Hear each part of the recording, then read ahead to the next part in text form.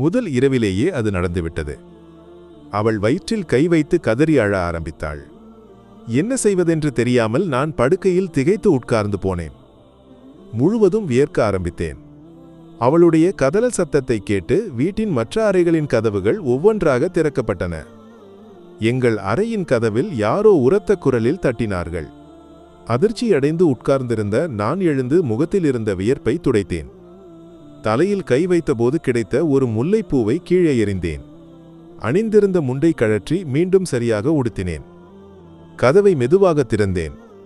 அப்பா, அம்மா, அண்ணன், அண்ணி, தங்கை, மைத்துனன் எல்லோரும் என்னை கடுமையாக பார்த்தனர்.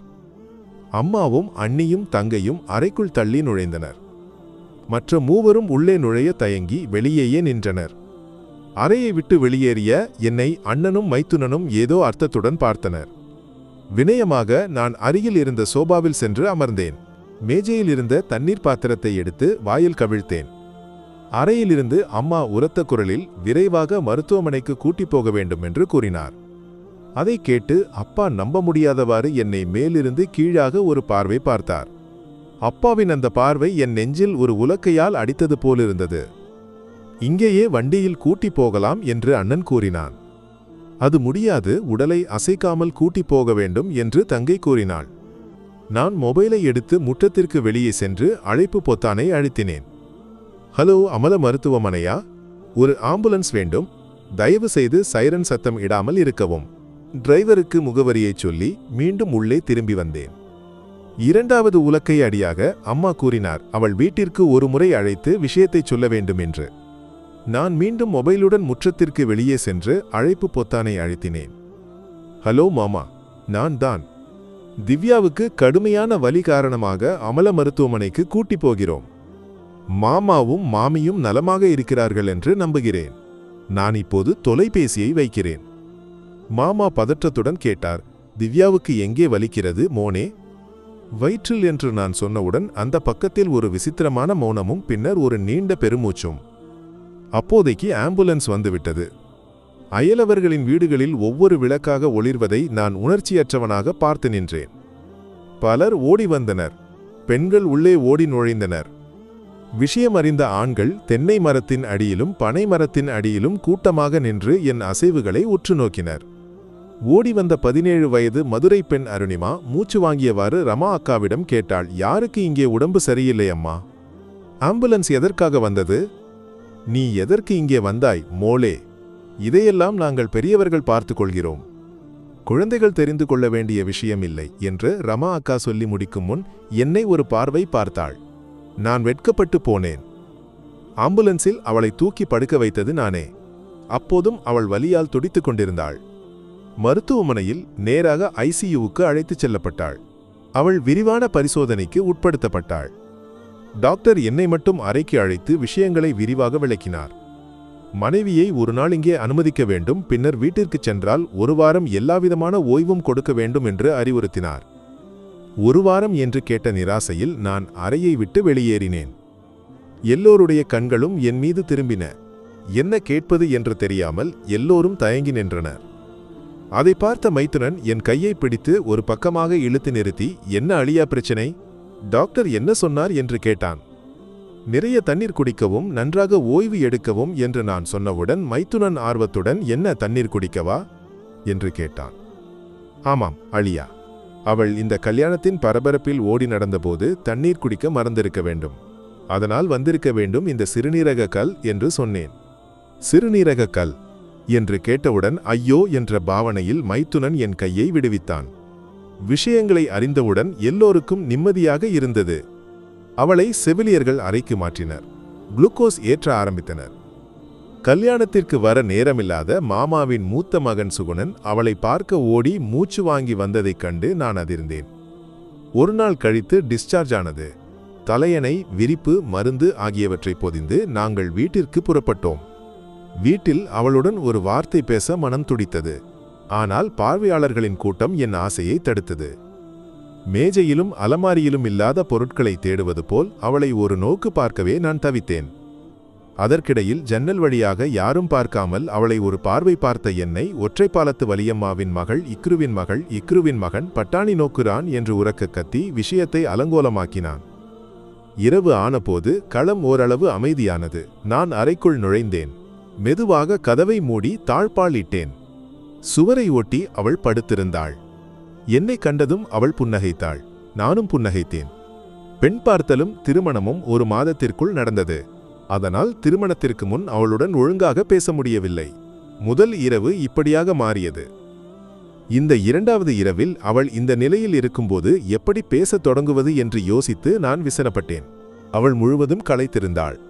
என்னை பார்க்கும்போது அவளுடைய கண்கள் அவ்வப்போது களைப்பால் மூடி திறந்து கொண்டிருந்தன.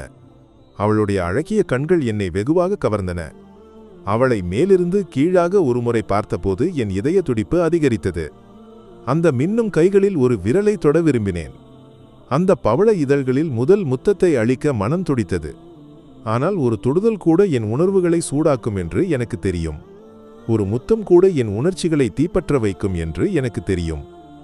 டாக்டரின் கண்டிப்பான அறிவுரைகள் மனதில் வந்ததால் என் ஆசைகளை தற்காலிகமாக அடக்கி வைத்தேன். இருப்பினும் மத்திக்கொட்டை முன் உட்கார்ந்த பூனை போல படுக்கையின் ஓரத்தில் நான் குத்தியிருந்தேன். பின்னர் ஒரு நீண்ட பெருமூச்சு விட்டு படுக்கையிலிருந்து ஒரு தலையணையை எடுத்து தரையில் போட்டேன். அதை பார்த்தவள், எதற்காக தலையணையை தரையில் போட்டாய் என்று கேட்டாள். இரவில் பக்கத்தில் படுக்கும் ஆளின் மேல் கை கால் போட்டு உறங்கும் பழக்கம் எனக்கு உண்டு என்று சொல்லி நிராதரவாக ஒரு புன்னகைத்து அலமாரியிலிருந்து ஒரு விரிப்பை எடுத்து தரையில் விரித்து படுத்தேன். தூக்கம் வராமல் புரண்டு புரண்டு படுத்திருந்த நான் எப்போது உறங்கினேன் என்று தெரியவில்லை. கதவில் அம்மாவின் தட்டு சத்தத்தை கேட்டு மறுநாள் காலையில் எழுந்தேன். பாய்ந்து எழுந்து தலையணையையும் விரிப்பையும் சுருட்டி படுக்கையில் போட்டேன்.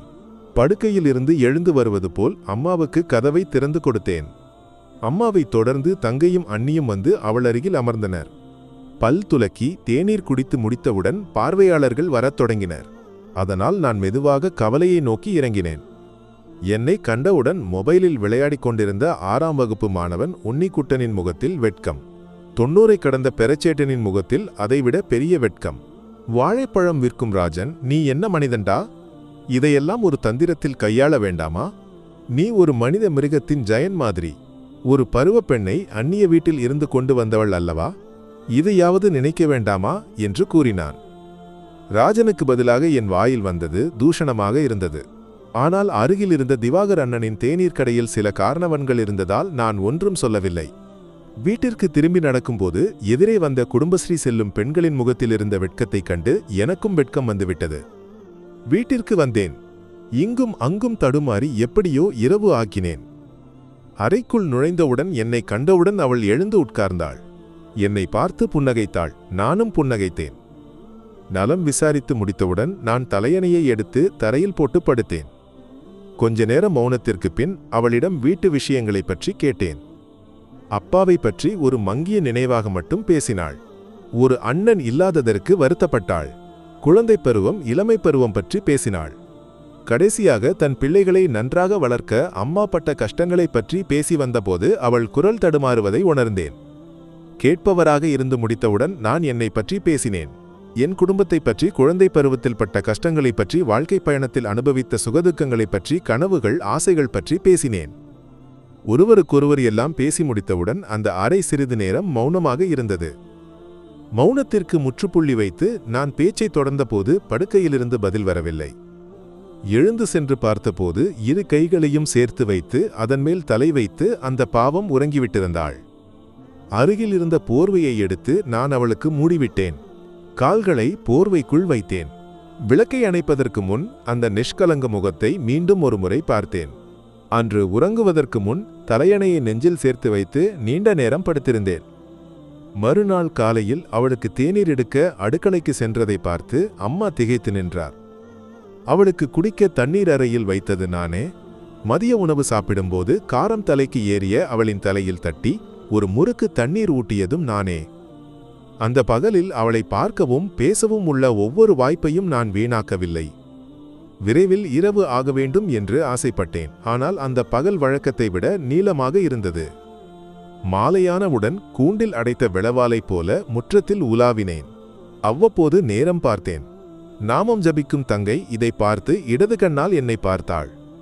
நிலவு ஒளிர்ந்த அந்த இரவில் அறைக்குள் செல்லும்போது ஜன்னல் வழியாக வானத்தை பார்த்து அவள் படுத்திருந்தாள். என்னை கண்டவுடன் அண்ணா என்று அழைத்தாள். அந்த அழைப்பை கேட்டு என் மனம் நிறைந்து ததும்பியது. மகிழ்ச்சியை அடக்க முடியாமல் நின்றேன்.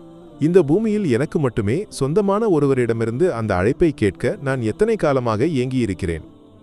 நிறைந்த மனதுடன் கதவை மூடி தாழ்பாளிட்டேன். படுக்கையில் சென்று அமர்ந்தேன். நான் காரணமாக உனக்கு நிறைய சிரமமாகிவிட்டதே என்று அவள் கேட்டாள். அந்த கேள்வியை கேட்டு பாசத்துடன் அவள் முகத்தை பார்த்தேன். அவள் கண்களை மாறி மாறி பார்த்தேன். நான் கட்டிய தாலி அவள் மார்பில் நிலவொளியில் மின்னுவதை பார்த்தேன். மெதுவாக அவள் மோதிர விரலை தொட்டேன். அந்த கையை மெதுவாக எடுத்து என் கையில் வைத்தேன். அந்த நேரத்தில் ஜன்னல் வழியாக ஒரு இளங்காற்று வந்து எங்களை தழுவி தலையை தடவி சென்றது. இருவரும் முகத்தோடு முகம் பார்த்த அந்த நிமிடத்தில் மனதிலும் உடலிலும் பாசத்தை நிரப்பி நான் அவள் அருகில் இன்னும் நெருங்கி அமர்ந்தேன். முழு நிலவை சாட்சியாக வைத்து அந்த திரு நெற்றியில் அழுத்தி முத்தமிட்டேன். எனது முதல் முத்தம். அந்த முத்தம் என் உணர்வுகளை சூடாக்கவில்லை, என் உணர்ச்சிகளை தீப்பற்ற வைக்கவில்லை. என் மனம் அமைதியாக இருந்தது. அப்பாவின் பாசத்தை அனுபவிக்க பாக்கியம் கிடைக்காத ஒரு அண்ணனின் அரவணைப்பை பெற முடியாதிருந்த அவளுக்கு நான் அளித்த அந்த முத்தம் எவ்வளவு மதிப்பு மிக்கதாக இருந்தது என்பதற்கு மகிழ்ச்சியால் நிரம்பிய அந்த கண்களும் நடுக்கத்தால் தவித்த அந்த இதழ்களும் சாட்சியாக இருந்தன. அன்று நான் தலையணையை எடுத்து தரையில் போடவில்லை. எனக்கு உறுதியாக இருந்தது, இனி வரும் ஒவ்வொரு உறக்கத்திலும் ஒவ்வொரு விழிப்பிலும் என் மனைவிக்கு தீங்கு விளைவிக்கும் வகையில் என் கை அல்லது கால் அவள் உடலில் விழாது என்று. எனக்கு உறுதியாக இருந்தது, என் மனைவியின் சுகத்திலும் துக்கத்திலும் நான் அருகில் இருக்க வேண்டியது என் கடமை என்று. அதை உணர்ந்ததால்தான் ஒரு குழந்தையைப் போல என் சூடான மூச்சை உணரும் வகையில் அவள் என்னருகில் ஒட்டி உறங்கினாள்.